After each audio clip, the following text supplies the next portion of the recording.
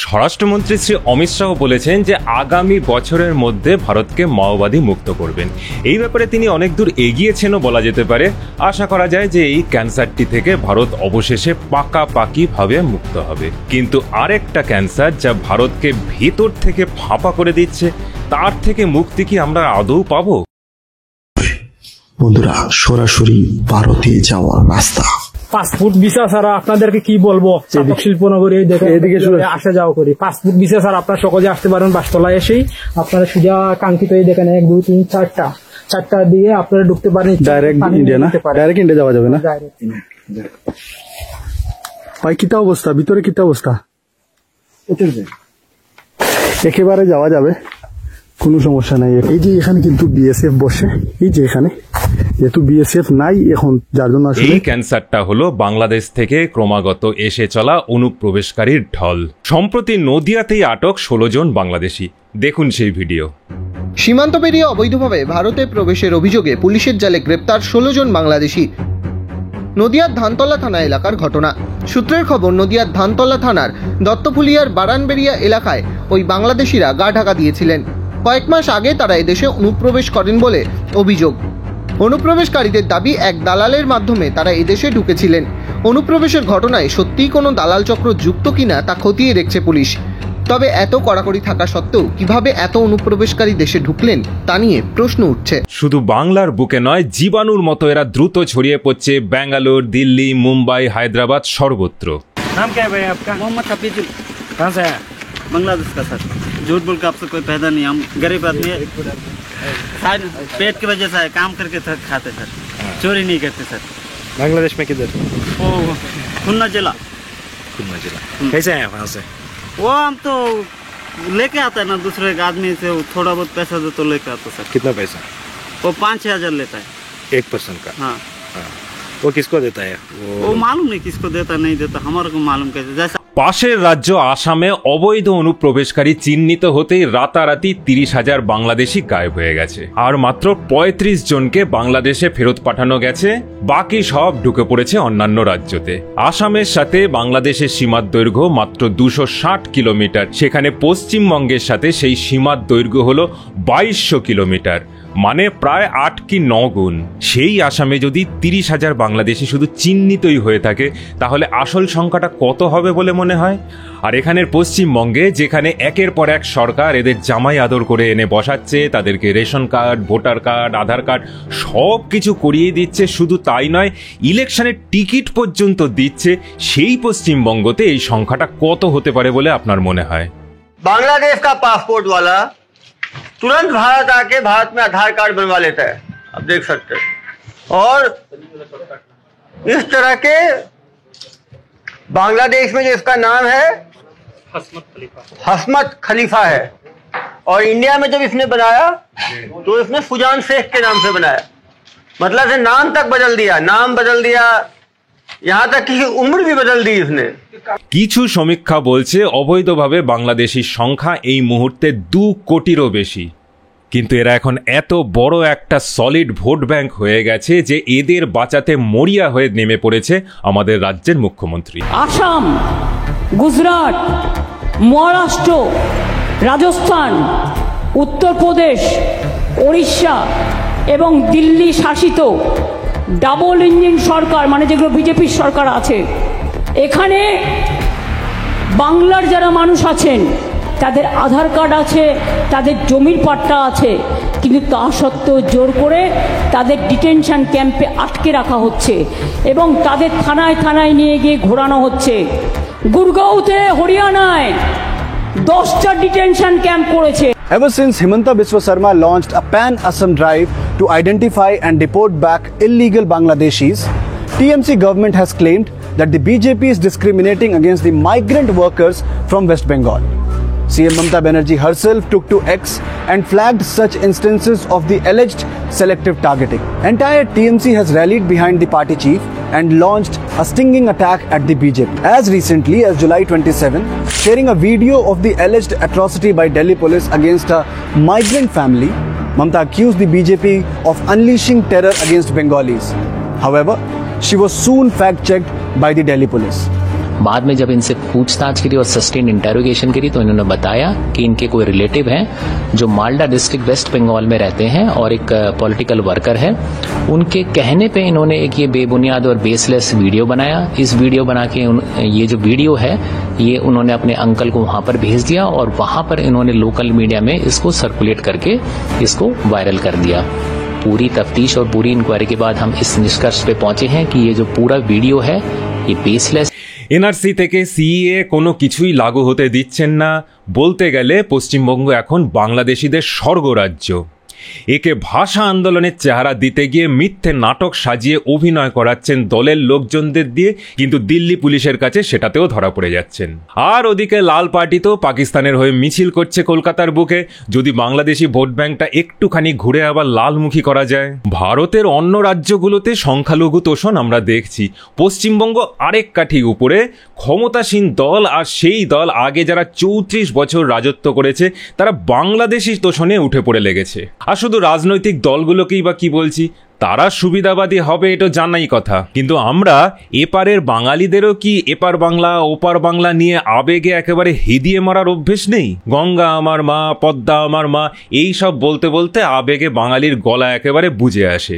সুনীল গাঙ্গুলির কবিতা থেকে শুরু করে বাংলা সিনেমা, মিরাক্কেলের মতো টিভি শোগুলোতে বাংলাদেশিদের মাথায় তুলে নাচা, এটা কি আমাদের প্রশ্রয়তেই তৈরি হয়নি? কারণ এই বাংলার অভিনেতা, লেখক, কবি আর বুদ্ধিজীবীদের একটা বিশাল বাজার হচ্ছে বাংলাদেশ, মানে ছিল গত আগস্টের আগে পর্যন্ত। গত আগস্টে তো কলকাতার বুদ্ধিজীবীদেরও হুড়কো দিয়ে দিয়েছে। অথচ পশ্চিমবঙ্গের সীমাতেই ইন্ডিয়ান আর্মি বা বিএসএফ যদি একটু ধরপাকড় শুরু করে তখনই নাকে চশমা নিয়ে কোমর বেঁধে বিরোধিতা করতে নেমে আসেন অপর্ণা সেন, পরমব্রত, কৌশিক সেন এবং আরও যত সব জনতা। তো এইবারে আরও বাড়ানো হচ্ছে, একটা মিলিটারাইজেশন হচ্ছে। কেন্দ্রীয় সরকার ওখানে আরও বিএসএফ, যেন এরাই যথেষ্ট নয়, যারা হত্যা করছেন, ধর্ষণ করছেন তারাই যেন যথেষ্ট নয়, আরও বাড়াচ্ছেন। কলকাতার বুকে জঘন্যতম ধর্ষণ হয়ে গেলেও এদের সহজে দেখা পাওয়া যায় না। আর জানবেন, ক্যান্সার আক্রান্ত কোষগুলো কিন্তু দ্রুত তাড়াতাড়ি বেড়ে ওঠে স্বাভাবিক সেলগুলোর থেকে অনেক বেশি। তাকে থামানোর জন্য কড়া দাওয়াই আজকাল বেরিয়েছে, তাই এই রোগ আজকাল সারে। কিন্তু এই যে বাংলাদেশিগুলো বেড়া টপকে নদীপথে নানাভাবে এসে ঢুকছে, তারপর ছড়িয়ে পড়ছে বিভিন্ন দিকে, একজন ঢুকলে টেনে আনছে এদের জ্ঞাতি গোষ্ঠীগুলোকে আর ছারপোকার মতো বংশবিস্তার করছে, এটা শুধু দেশের সুরক্ষার জন্য বিপজ্জনক নয়, আমাদের দেশের সরকার যে কল্যাণকর কাজগুলো করছে তার পক্ষেও এটা একটা বাধা। কারণ এই ঝাড়ে বংশে যে বাংলাদেশিগুলো এদেশে এসে স্থায়ীভাবে থাকছে, এরা সমস্ত সরকারি প্রকল্পগুলোতে অনুদানের সব সুযোগ সুবিধা নিচ্ছে। আবাস যোজনা, আয়ুষ্মান ভারত, কি এখানকার স্বাস্থ্যসাথী, লক্ষ্মীর ভাণ্ডার, সব। কিন্তু মনে রাখতে হবে, ভারতের মতো দেশের সরকারের কাছে টাকা কিন্তু অফুরন্ত নয়। অহেতুক বেশি সংখ্যক লোকের মধ্যে এটা যদি ভাগ হয়ে যায়, তাহলে যারা এই অনুদানগুলো সত্যিকারের দাবিদার তাদের ভাগ্যে কিন্তু পড়ে থাকে যৎ সামান্যই। তাই বলছি যে গুগল থেকে শুরু করে আজকে সমস্ত আর্টিফিশিয়াল ইন্টেলিজেন্স কিন্তু অনেক আগেই জেনে গেছে যে বাংলাদেশি ভাষা, বাংলা ভাষা অর্থাৎ পশ্চিমবঙ্গের বাংলার থেকে আলাদা। স্ক্রিনের উপরেই দেখতে পাচ্ছেন যে বাংলাদেশি ভাষা থেকে বাংলা ভাষাতে অনুবাদ কিভাবে করা যায়। গোস, দাওয়াত, ফজর, নাস্তা, এই সবগুলো হচ্ছে বাংলাদেশি ভাষা। সে বাংলা সাহিত্যিক শীর্ষেন্দু মুখোপাধ্যায় যতই মানতে না চান, ওনাদের ব্যাপারটা বুঝতে পারছি। আজকাল বাংলা বই পড়ার লোক কম, চাকুরেদের মতো পেনশনও নেই, তাই সরকার মানে পার্টির দাক্ষিণ্যে বার্ধক্যের দিনগুলো চলছে, তাই পার্টি শিখিয়ে দেওয়া বুলিগুলোকে ওনাদের বলতে হয়। কিন্তু আপনি, হ্যাঁ, পশ্চিমবঙ্গের বাঙালিদের বলছি যে আর্টিফিশিয়াল ইন্টেলিজেন্স যেটা করতে পারে সেটা আপনার ন্যাচারাল ইন্টেলিজেন্স দিয়ে কি বুঝতে পারছেন না যে এই ভাষা আন্দোলনের হুজুগ দিয়ে আপনার আমার ভবিষ্যৎ প্রজন্মের কবর খোঁড়ার উপক্রম হয়েছে? নর্থ ইন্ডিয়া থেকে আসা ভারতীয়রা বহিরাগত, কিন্তু বাংলাদেশের অনুপ্রবেশকারীরা স্বাগত। 1971 হয়তো আমরা অনেকেই দেখিনি, কিন্তু গত কয়েক দশকে বাংলাদেশে কি হচ্ছে সেটা কি দেখছেন না? আপনারা কি চান এই পশ্চিমবঙ্গ আস্তে আস্তে পশ্চিম বাংলাদেশ হয়ে যাক? আজকের বাঙালি বাংলাতে কাজ না পেয়ে মুম্বাই, দিল্লি, ব্যাঙ্গালোরে গিয়ে কাজ করে মানুষের মতো জীবন কাটাচ্ছে। বাঙালি বাংলা ছাড়া হচ্ছে আর সেই জায়গাতে ভরে যাচ্ছে বাংলাদেশিতে। আমাদের মধ্যে অনেকেরই পূর্বপুরুষ হয়তো সীমার ওপারে একদিন সমস্ত কিছু ফেলে রেখে কপর্দক শূন্য হয়ে জীবন হাতে নিয়ে এদেশে এসছে। হিন্দু বাঙালিদের একটা স্থায়ী বাসস্থান হয়েছে এই ভারতে, কিন্তু বুঝতে পারছেন কি সেই সীমাটা কিন্তু আজ বাড়তে বাড়তে আপনার বাড়ির উঠোন পর্যন্ত এগিয়ে এসেছে, গিলতে আসছে আপনাকে, আপনার পরিবারকে। চান কি আপনি বা আপনার বাড়ির সন্তান প্রাণ বাঁচাতে আবার বাস্তুহারা হোক? ওই যে গত বছর দেখা গিয়েছিল না বাংলাদেশে সার দিয়ে হিন্দুরা ভারত সীমান্তে দাঁড়িয়ে, তার মধ্যে আপনার ভবিষ্যৎ প্রজন্মের কাউকে দেখতে চান কি যারা দাঁড়িয়ে আছে বাংলা বিহার কি বাংলা উড়িষ্যার সীমান্তে? বাংলাদেশের রাস্তাতে সেই স্লোগান মনে আছে তো, ভারত যাদের মামার বাড়ি বাংলা ছাড়ো তাড়াতাড়ি। একদিনকে এই পশ্চিমবঙ্গ থেকেও হিন্দু হবার জন্য আপনাকে বিতাড়িত হতে হবে না তো? নাকি বিশ্বাস করে নেবেন যে আজকে ভারত জুড়ে বাঙালিদের বাংলা বলার জন্য ধরপাকড় হচ্ছে আর আপনি বাংলার স্বার্থে রুখে দাঁড়াবেন ভারতের বিরুদ্ধে? এই বাংলা ভাষাকে বাংলার থেকে আলাদা কিন্তু ভারতের অন্য কোনো রাজ্যবাসী করতে পারবে না। আপনাকে এগিয়ে আসতে হবে। আপনার আশেপাশে দোকানে বাজারে সব জায়গায় যত বাংলাদেশিদের দেখবেন তাদের চিহ্নিত করুন, রিপোর্ট করুন। জনগণ এগিয়ে না আসলে কিন্তু কোনো সরকার কিচ্ছু করতে পারবে না।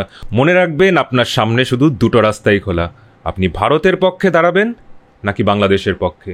আজ বলবো সারা ভারতবাসী বাঙালিদের ব্যাপারে কি ভাবে।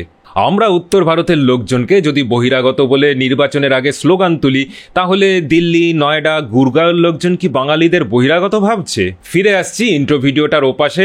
আমার ডাইরেক্টর অনেকক্ষণ ধরে সিগন্যাল দিয়ে দিয়েছেন যে ইন্ট্রোটা অনেকটাই বড় হয়ে গেছে। আসলে কোনো রকম স্ক্রিপ্ট ছাড়া এগুলো বলতে গেলে একটুখানি বড়ই হয়ে যায়। আপনাদের মধ্যে যারা বাংলার বাইরে থাকেন বা বাইরে বেড়াতে যান, কাজে যান, তাদের কি সত্যিই মনে হয় যে আজ বাঙালি আক্রান্ত? কমেন্ট করে জানাবেন। আর সাবস্ক্রাইব, লাইক, শেয়ার করতে ভুলবেন না, যাতে এই ধরনের ভিডিও আপনার কাছে আর আপনাদের মতো অনেকের কাছে পৌঁছতে পারে।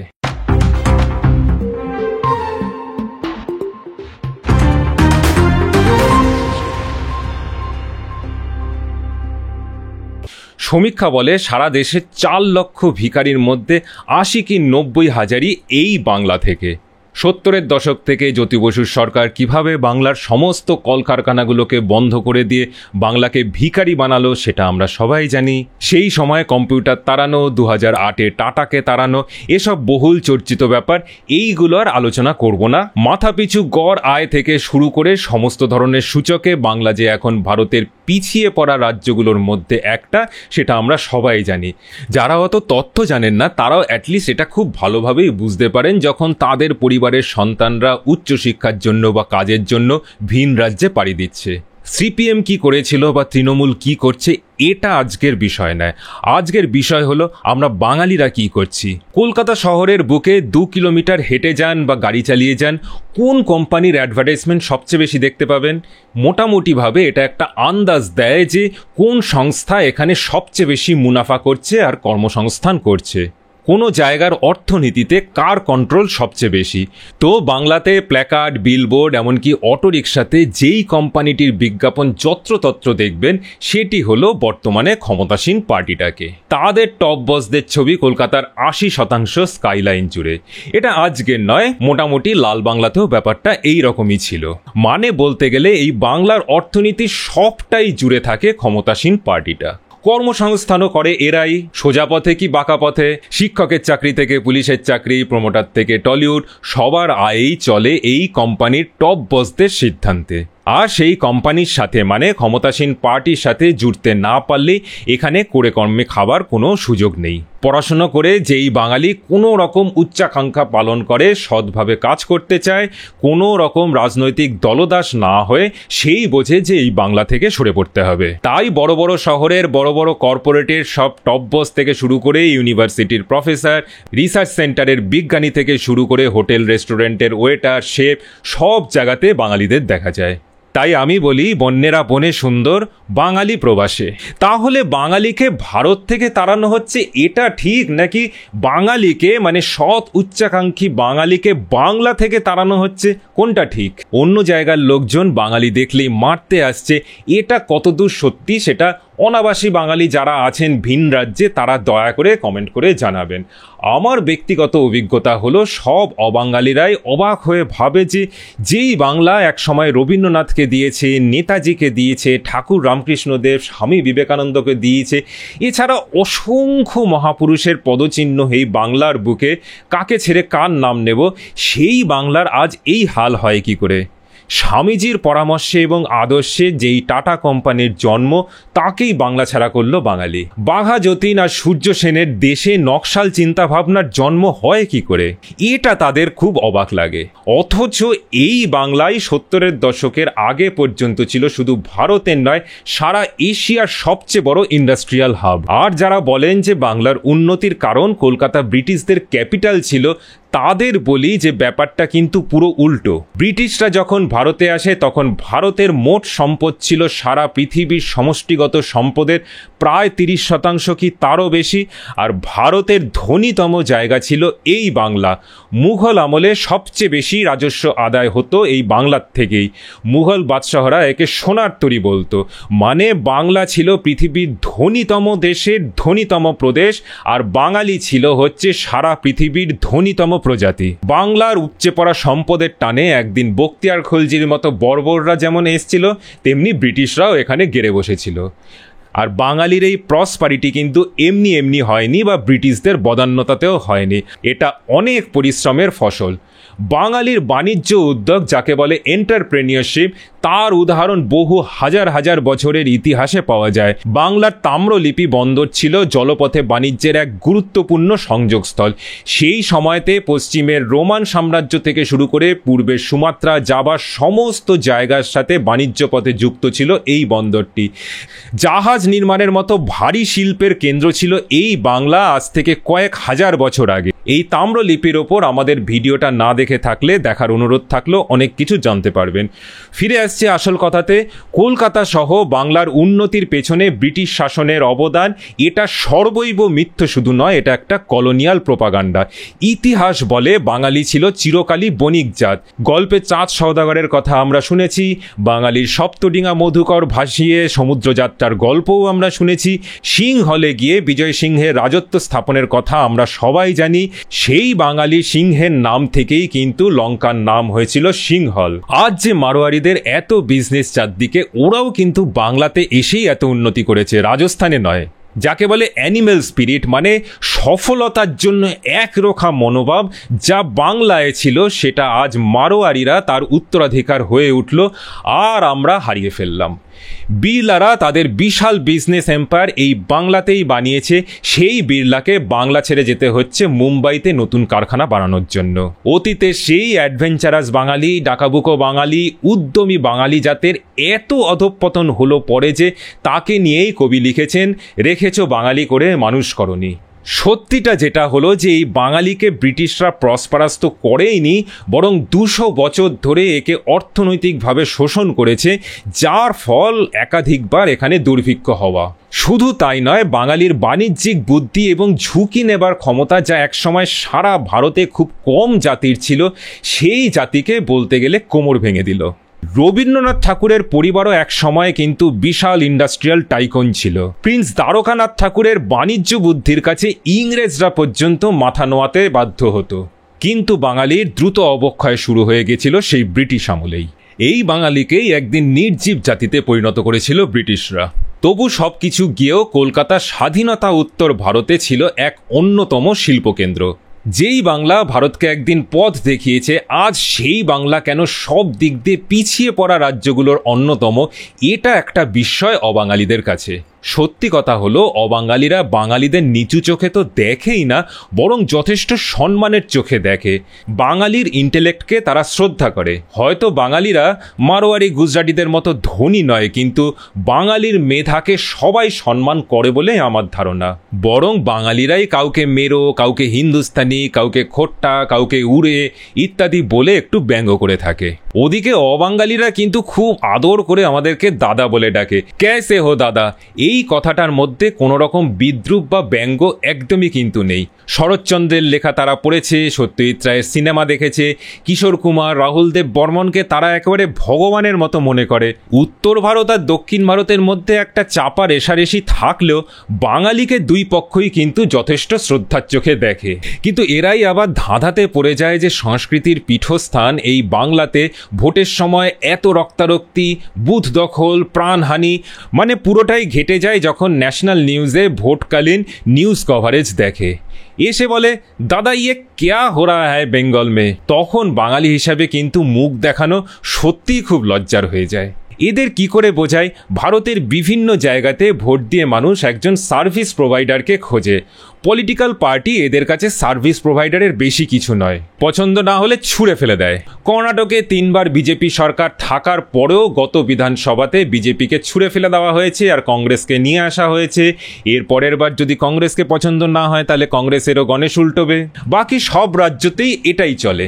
এমনকি বাংলা সংলগ্ন উড়িষ্যা, ত্রিপুরা, আসাম সব জায়গাতে একই গল্প। কিন্তু বাংলাতে ভোট দিয়ে আমরা কিন্তু ভগবানকে আসনে বসাই। সেই ভগবানের আসন যাতে টোলে না যায় তার জন্য নিজের জীবন বাজি রেখে একেবারে ধর্মযুদ্ধতে নেমে পড়ি ভোটের সময়। আর সেটাই আমাদের আজকের অধঃপতনের কারণ। সেই যে বললাম, একদা ডাকাবুকো, জেদি, ঝুঁকি নিতে পিছপা না হওয়া বাঙালিকে ব্রিটিশ আমলে একটু একটু করে নির্জীব করে দেওয়া হয়েছে। সেই উদ্যমটাই পুরোপুরি মুছে গেছে। তাই বাঙালি রাজনৈতিক দলগুলোর দয়ার দান ছাড়া বেঁচে থাকার কথা ভাবতেই পারে না। আর সেই একটা সঙ্গীন সময়তে কমিউনিজমকে আঁকড়ে ধরল বাঙালি, যা ব্যক্তিগত উদ্যমকে উৎসাহ দেওয়ার চেষ্টা তো করেই না, বরং তাকে নষ্ট করার চেষ্টা করে আর জনতাকে পলিটিক্যাল পার্টিগুলোর মুখাপেক্ষী করে তোলে। আর জনতাও ভাবতে শুরু করে যে পার্টি আমাদের রক্ষাকর্তা, অগতির গতি। এই এক ভিসিআর সাইকেল। এতে মানুষ যত সার্বিকভাবে পিছিয়ে পড়ে তত আরো বেশি করে পার্টিকে আঁকড়ে ধরে। তাই ভোটের সময় সেই পার্টিকেই ক্ষমতায় রাখার অদম্য চেষ্টা। কিন্তু উচ্চাকাঙ্ক্ষী বাঙালি যারা দয়ার দানে বাঁচতে চায় না, পরিশ্রম করে সৎভাবে জীবনে উন্নতি করতে চায়, তারা এমন জায়গা খোঁজে যেখানে পরিশ্রমকে, উদ্যমকে উৎসাহ দেওয়া হয়। তাই সমস্ত শ্রেণীর বাঙালির বাংলা ছেড়ে যাওয়ার তাগিদ আজ থেকে নয়, বহুদিন ধরে। আপনি যদি ব্যাঙ্গালোর কি দিল্লি কি গুরগাঁওতে থাকেন তাহলে ওই একদিন ভোটের সময় অথবা তার কিছুদিন আগে হয়তো একটু তাপ উত্তাপ বুঝতে পারবেন, বাকি কোথা দিয়ে ভোট হয়ে গেল এটা বুঝতেও পারবেন না। এত আধা সামরিক বাহিনী নামিয়ে পুরো যুদ্ধক্ষেত্র বানানোর দরকারও পড়ে না। কিন্তু সরকার বদলে যায়। এখানে মোটামুটি ভোটের 1 বছরেরও বেশি আগে থাকতে চাটু গরম হতে শুরু করে। যত ভোট এগিয়ে আসতে থাকে তখন সব কাজকর্ম ফেলে বাঙালি তাতেই মগ্ন হয়ে ওঠে, যার ক্লাইম্যাক্স হলো ভোটের সময় বেশ কিছু লোকের মৃত্যু। কিন্তু সব শেষে ক্ষমতাসীন সরকার আবার বহুমত নিয়ে ফিরে আসে। আজ কিন্তু আমরা এক সন্ধিক্ষণে দাঁড়িয়ে, যেখানে বাঙালিকে সিদ্ধান্ত নিতে হবে তাদের নিজেদের ভবিষ্যতের ব্যাপারে। আমাদের চ্যানেলের খুব সীমিত সাধ্যের মধ্যে দিয়ে বাঙালির গৌরবময় অধ্যায়কে আমরা মনে করিয়ে দিলাম, যাতে 80-র দশকে কি হয়েছে, 2008-এ কি হয়েছে, সেই চর্বিত চর্বণের মধ্যে বাঙালি আটকে না থেকে এগিয়ে যেতে পারে। বাংলার বুকে নিজের মাটির ওপর মাথা তুলে দাঁড়িয়ে বাঙালি আবার এক গৌরবময় অধ্যায়কে গড়ে তুলতে পারে। আজকের মতো এখানেই শেষ করছি। ফিরে আসবো আবার নেক্সট এপিসোডে আরও কিছু তথ্য, আরও কিছু অ্যানালিসিস নিয়ে। যদি ভিডিওটি ভালো লাগে তবে লাইক, শেয়ার আর সাবস্ক্রাইব করতে ভুলবেন না। নমস্কার, ভালো থাকবেন।